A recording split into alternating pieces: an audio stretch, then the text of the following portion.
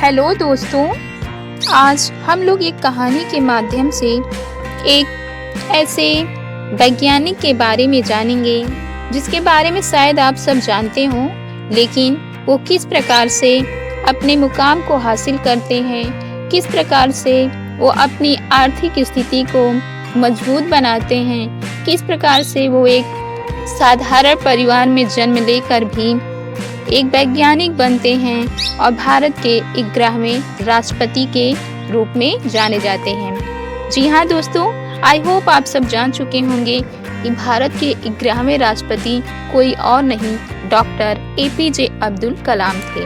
आज हम लोग कहानी के माध्यम से उनके वैज्ञानिक शोधों और किस प्रकार से अंतरिक्ष में काम उन्होंने किया, किस प्रकार से वो भारत के राष्ट्रपति बने, ये सब जानकारी लेते हैं।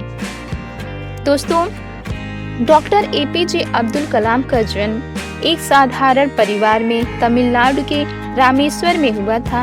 वो एक मुस्लिम परिवार से थे। उनकी माता एक साधारण गृहिणी थी। उनकी जो आर्थिक स्थिति थी बहुत ही कमजोर थी, लेकिन फिर भी उनके अंदर एक प्रबल दृढ़ इच्छा शक्ति, महान महत्वाकांक्षा और अपने स्थिति को बदलने की जो दृढ़ संकल्प था, वो उन्हें अनवरत दिन प्रतिदिन आगे बढ़ने के लिए प्रेरित करता था। उनकी यह प्रेरणा केवल उन्हीं के लिए नहीं, बल्कि भारत की हर युवा पीढ़ी के लिए एक महत्वपूर्ण भूमिका निभाती है। दोस्तों, उनकी जो इच्छा थी कि उन्हें अपनी आर्थिक स्थिति को अच्छा बनाना है, बेहतर बनाना है, उसका एक मूल मंत्र उनके लिए शिक्षा ही था। उस शिक्षा को बहुत ही अधिक महत्व देते थे और उनका मानना था कि शिक्षा के द्वारा दुनिया को बदली जा सकती है, अपनी जीवन की आर्थिक स्थिति को बदला जा सकता है। कमजोर से कमजोर बच्चा अगर उसके अंदर शिक्षा के प्रति लगाव है, लगन है, दृढ़ इच्छा शक्ति और महत्वाकांक्षा है, अनवरत वो प्रयास कर रहा है, तो निश्चित ही वो अपनी जीवन की आर्थिक स्थिति को बेहतर कर सकता है।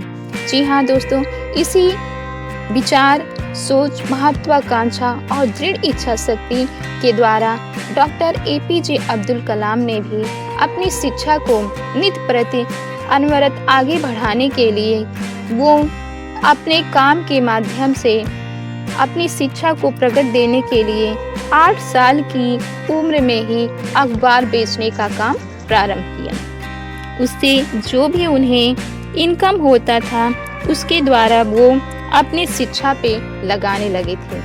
अंततोगत्वा उनकी यह मेहनत, उनका यह लगन, शिक्षा के प्रति जो दृढ़ संकल्प था अनवरत बढ़ने का, वो उनके जीवन में महत्वपूर्ण योगदान प्रदान कर रहा था।